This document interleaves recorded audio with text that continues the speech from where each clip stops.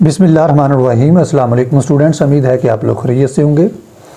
Student, last video के अंदर हमने जो क्लास 9th है साइंस ग्रुप मैथमेटिक्स का चैप्टर नंबर 12 स्टार्ट किया था और लास्ट वीडियो के अंदर हमने जो चैप्टर नंबर 12 है उसका बेटा इंट्रोडक्शन प्लस थ्योरम नंबर 1 किया था। तो आइए आज हम जो थ्योरम नंबर 2 है उसको स्टार्ट करते हैं। तो बेटा जो थ्योरम नंबर 2 की स्टेटमेंट है वो ये है, एनी पॉइंट कोई नुक्ता equidistance from the end point of a line segment is on the right bisector of it. यानी थ्योरम बेसिकली हमारे पास बेटा क्या होता है, यानी थ्योरम बेसिकली हमारे पास थ्योरी से निकला और थ्योरी का मतलब ये होता है कि बेटा हमारे पास यानी कुछ स्टेटमेंट्स दी होती है वर्ड्स के अंदर और हमने उसको मैथमेटिकली प्रूव करना होता है मैथ के अंदर।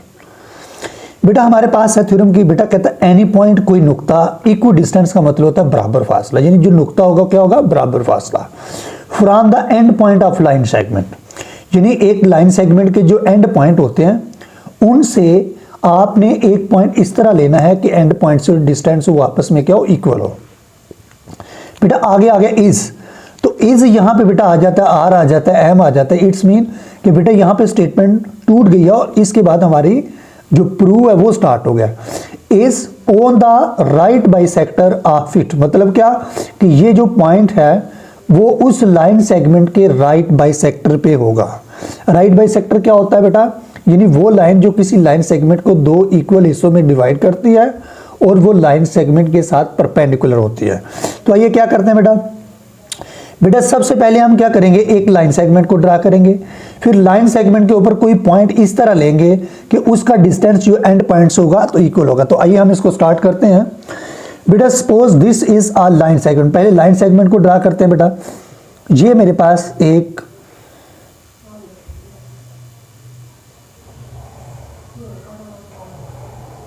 जी this is a line segment और आप इसको कोई भी नाम दे सकते हैं, दिस इज ए बी। अब बेटा आपने इसके यहां पे और या यहां पे कोई ऐसा पॉइंट लेना है कि पॉइंट जो एंड पॉइंट ए है और एंड पॉइंट बी है उससे distance equal mean. For example बेटा हमने क्या किया कि यहां पे एक पॉइंट लिया है, this is point P, this is point P, यानी हमने ये एक पॉइंट लिया है। अब बेटा इस पॉइंट को क्या किया, ये पॉइंट का मतलब मीन सपोज किया दिस पॉइंट इज पी। बेटा ये डिस्टेंस और ये डिस्टेंस बेटा आपस में क्या हुआ, इक्वल है, इक्वल डिस्टेंस है। तो बेटा मैं इसको इसके साथ ज्वाइन करूंगा, जब इसको मिलाऊंगा तो बेटा हम क्या करेंगे, P को A से मिला दिया और P को B से मिला दिया, तो बेटा ये हमारे पास क्या बन जाएगी, ये हमारे पास बन जाएगी फिगर। यानी हमने क्या किया बेटा, हमने एक लाइन सेगमेंट लिया, लाइन सेगमेंट के ऊपर यानी एक पॉइंट इस तरह लिया कि उसका यहां से लेके यहां तक और यहां से लेके यहां तक डिस्टेंस क्या इक्वल है। तो गिवन में बेटा हमारे पास क्या था, एक लाइन सेगमेंट था और P कोई इस तरह का पॉइंट था कि P से A और P से B क्या है, इक्वल है। तो बेटा गिवन में हम क्या लिखेंगे, सबसे पहले बेटा आप लोगों को गिवन लिखना होता है। तो बेटा गिवन में हम लोग लिखेंगे बेटा AB is a line segment, यानी AB कोई लाइन सेगमेंट है।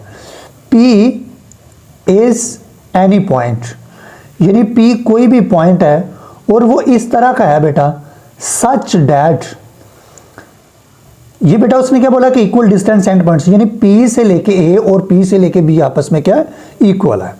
P से लेके बेटा जो A और ये P से लेके जो B है ये कॉन्ग्रुएंट है, इक्वल है। Is on the right bisector of it, mean क्या है, इज ऑन द मतलब ये जो पॉइंट है ये इस लाइन के राइट बाइसेक्टर के ऊपर होगा। तो प्रूव हमने क्या करना है कि P is on the right bisector of AB। तो बेटा हम क्या लिखते हैं, टू प्रूव।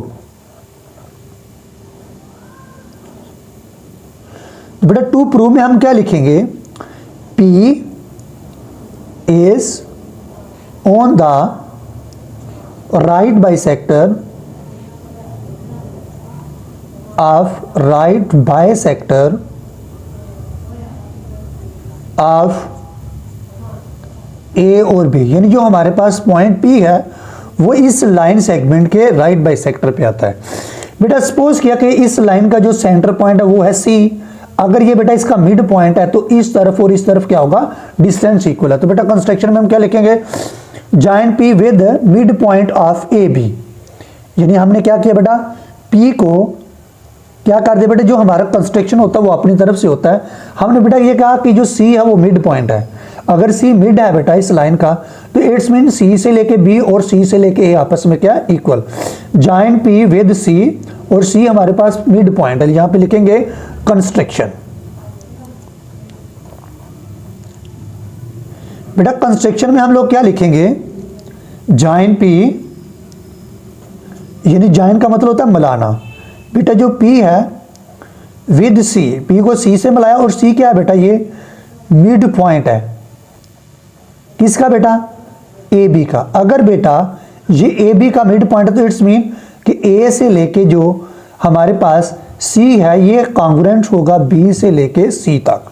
अगर ये मिड पॉइंट है, अगर मिड है तो इट्स मीन ये डिस्टेंस और ये डिस्टेंस आपस में क्या होगा, इक्वल। बेटा आइए अब हम प्रूफ की तरफ चलते हैं। प्रूफ, बेटा प्रूफ के अंदर दो चीजें होती हैं, एक होता है बेटा स्टेटमेंट और एक होते हैं रीजंस। स्टेटमेंट्स और दूसरा क्या होता है, रीजन।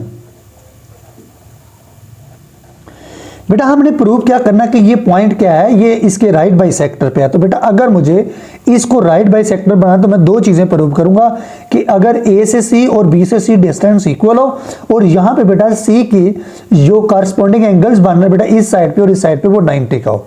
यानी दो बातें प्रूव करनी है, एक सी के ऊपर दोनों तरफ 90 का एंगल हो, दूसरी कि ये जो हमारे पास सी है उसका ये मिड पॉइंट है और दोनों साइडों पे डिस्टेंस इक्वल है। आपने यही डिफाइन पढ़ी थी राइट बाइसेक्टर की कि a line या a line is called right bisector of line segment if it is perpendicular and passes midpoint of line segment AB। तो बेटा अगर हम गौर से देखें इस फिगर को, तो बेटा यहाँ पे अगर इसके ऊपर देखें तो बेटा ये देखें, ये एक ट्राइंगल बनी है, उसका नाम है बी सी और पी।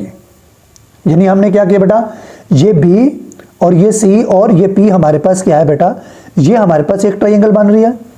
और दूसरी बेटा ट्राइंगल क्या है बेटा, ए सी और पी, ए सी और पी। अगर बेटा मैं इन दोनों ट्राइंगल को कॉन्ग्रुएंट प्रूव कर दूं तो सारी बातें पूरी हो सकती हैं। फिर ए से सी और बी से सी यानी बेस बेस की इक्वल हो जाएगी, और इसका जो कॉरस्पॉन्डिंग एंगल है ये एंगल इस एंगल के बराबर, पी और पी के बराबर, और यहां पे जो दोनों साइडों पे एंगल होगा वो भी आपस में क्या होंगे, इक्वल होंगे। मतलब दोनों को हमने 90 प्रूव करना है। बेटा यहां पे हम दोनों जो कॉरस्पॉन्डिंग ट्राइंगल बन रही है, triangle A C P corresponding है ट्राइंगल बी सी और पी, यानी ए सी पी एक लिख लिया। यानी अगर मैं इसको रफली बेटा यहाँ पे ड्रा करूँ तो ये आपको जस्ट समझाने के लिए, ये बेटा ए है, ये सी है और ये पी है। इसी तरह जो बेटा हमारे पास दूसरी ट्राइंगल है वो क्या है, ऐसे यहाँ पे बेटा बी है, यहाँ पे सी है और यहाँ पे पी है, और ये हमारे पास बेटा डॉटेड लाइन में थे। क्लियर है। अब बेटा अगर हम गौर से देखें तो सबसे पहले बेटा ये ए से लेके पी और बी से लेके पी, यानी ये और ये डिस्टेंस आपस में क्या था, इक्वल। ये हमें कहां से था, गिवन में। तो लिखेंगे पी से लेके ए, ये कॉन्ग्रुएंट होगा बेटा पी से लेके बी। ये हमें कहां से मिला बेटा, ये हमें मिला गिवन से। दूसरा बेटा अगर हम बात करें तो इस ट्रायंगल की बात करें, पी और सी आ रहा है। अगर इसकी ट्रायंगल की बात करें पी और सी आ रहा है, यानी दोनों ट्रायंगल के अंदर पी सी मौजूद है, यानी एक साइड, और दोनों में कॉमन है। अगर कॉमन है तो वो एक जैसी होगी। तो मीन जो पी सी है ये बेटे कॉन्ग्रुएंट होगा पी और सी के। ये बेटा हमें क्या मिला कि ये दोनों में क्या है, कॉमन है। क्लियर है बेटा। अब बेटा तीसरी बात ये है, हमने ये बेटा कहा कि ये सी है, ये इसका क्या है, मिड पॉइंट। अगर सी मिड पॉइंट है तो ये डिस्टेंस और ये जो डिस्टेंस है ये आपस में क्या होगा, इक्वल। यानी हमने ये बोला था कंस्ट्रक्शन के अंदर सी क्या है, मिड पॉइंट। अगर सी बेटा हमारे पास इसका मिड पॉइंट है तो इट्स मीन दोनों साइडों पे जो डिस्टेंस मतलब ए से सी और बी से सी आपस में क्या है, इक्वल। ए से लेके सी बेटा ये कॉन्ग्रुएंट होगा बेटा किससे, बी से लेके सी था। ये बेटा हमें मिला कहां से था, ये हमने कंस्ट्रक्शन में किया। ठीक है बेटा। आप लोग अगर गौर से देखें बेटा, ये भी बेटा साइड, ये भी साइड और ये भी साइड, मीन ये इसकी बेस और बेस इक्वल, इसकी बेटा हाइपोटेनियस और हाइपोटेनियस इक्वल, इसका परपेंडिकुलर और परपेंडिकुलर इक्वल। बेटा अगर कोई भी दो ट्राइंगल्स हों, अगर बेटा उनकी तीनों साइड्स इक्वल हों तो हमें एंगल को इक्वल प्रूव करने की जरूरत नहीं। According to S S S, यानी आप लोगों ने ये पास्टुलेट पढ़ा था, एस डॉट ए, ये बेटा कॉन्ग्रुएंट होता है एस डॉट एस डॉट। इसका मतलब क्या है, इसका मतलब क्या है बेटा कि अगर दो ट्राइंगल है उनकी तीनों साइड आपस में इक्वल है तो वो ट्राइंगल आपस में कॉन्ग्रुएंट होती हैं। इट्स मीन कि जो ट्राइंगल ए सी पी है ये बेटा कॉन्ग्रुएंट होगी किसके, ट्राइंगल बी सी पी के, यानी according to this postulate two triangle are said to be congruent if all opposite side of both triangle congruent, मतलब बेस बेस के बराबर, हाइपोटेन्यूज हाइपोटेन्यूज और परपेंडिकुलर परपेंडिकुलर के बराबर। बेटा अगर हमारे पास ये दोनों ट्राइंगल बराबर हैं तो इट्स मीन कि इनके जो ये एंगल है वो भी बराबर होंगे। अगर बेटा गौर से देखें तो यहाँ पे जो एंगल इस साइड पे बन रहा है, मीन यहाँ पे जो एंगल बन रहा है और यहाँ पे जो एंगल बन रहा है वो भी बराबर होंगे। It's mean angle A C P ये कॉन्ग्रुएंट होगा एंगल बी सी और पी के बराबर। This is equation number 1। और बेटा ये आपको पता है कि ये कौन सा एंगल है, कॉरस्पॉन्डिंग एंगल। बेटा कॉरस्पॉन्डिंग एंगल्स को होते हैं, जैसे मेरे पास एक लाइन है और ये एक कॉमन रे से बन रहे हैं, वो एक इस तरह बन रहा है और एक इस तरह बन रहा है। दी angle found by a common रे, यानी जो एक कॉमन रे से दो एंगल बनते हैं उनको बोलते हैं कॉरस्पॉन्डिंग। तो देखें ये एक सीधी लाइन है और इस साइड पे और इस साइड पे दोनों पे एंगल बन रहा है, मीन कॉमन रे का नाम क्या है, पी और सी। तो यहां पे लिखेंगे corresponding angle of congruent triangle, corresponding angle of congruent triangle. ठीक है बेटा, अगर गौर से देखें तो आप लोगों को पता है कि ये जो बेटा मेरे पास एंगल होते हैं ये होते हैं कॉरस्पॉन्डिंग, और बेटा जो कॉरस्पॉन्डिंग एंगल है ये स्ट्रेट लाइन पे बनते हैं और इनका सम कितना होता है 180। इन दोनों का सम कितना होता है 180। मीन हम यहां पे बताएंगे कि जो एंगल ए सी पी है प्लस एंगल जो बी सी पी है बेटा ये दोनों किसके बराबर है, 180 डिग्री के बराबर। और कोई भी दो एंगल बेटा जिनका सम 180 के इक्वल हो हम उसे बोलते हैं सप्लीमेंट्री एंगल। ये डिफाइन आप लोगों ने पढ़ी होगी छोटी क्लासेस में। If the sum of two angle is 180 degree then we say कि that angles are called supplementary angle. लो जी बेटा अगर देखो ये ए सी पी और बी सी पी बेटा कितना है 180 के बराबर, और दोनों ये आपस में इक्वल हम ऊपर बता गए हैं। देखो हमने 1 में बताया कि ये दोनों इक्वल है, मतलब ये एंगल भी फिर 90 का होगा और ये एंगल भी 90 का होगा। ठीक है, तो यहां पे एक कंक्लूजन बेटा निकला, इसको आप 2 का नाम दे दें। अगर मैं दोनों को देखूं, उसने बोला कि दोनों का सम 180 है और दोनों आपस में कॉन्ग्रुएंट है, कॉन्ग्रुएंट मीन इक्वल है, तो मतलब ये भी 90 होगा और ये भी 90 होगा, फिर ही 180 बनता है। तो यहां पे बेटा हम लिखेंगे, यहां पे बेटा हम लिखेंगे जो एंगल ए सी पी है बेटा ये बराबर होगा या कॉन्ग्रुएंट होगा एंगल बी सी पी के बराबर। और अगर ये दोनों बराबर है तो दोनों का सम 180 है, तो एक एंगल कितने का और 90 का, दूसरा भी बेटा 90 का। क्योंकि हमें पता है कि हम बेटा जब फिगर को देखें तो जो P और C है बेटा ये परपेंडिकुलर है किसके ऊपर, A और B के ऊपर। अगर ये परपेंडिकुलर तो जो C के ऊपर एंगल बनेगा बेटा वो 90 का बनेगा। एक चीज हमने प्रूव करनी थी कि दोनों एंगल जो C पे बनते हैं वो 90 को, वो प्रूव हो गया। आल्सो बेटा हम ये भी प्रूव कर चुके हैं कि A C और B C भी आपस में क्या है, कॉन्ग्रुएंट है।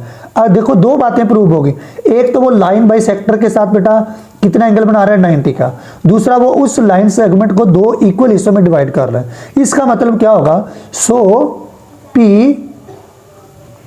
is on the right, P is on the right bisector of A और बी।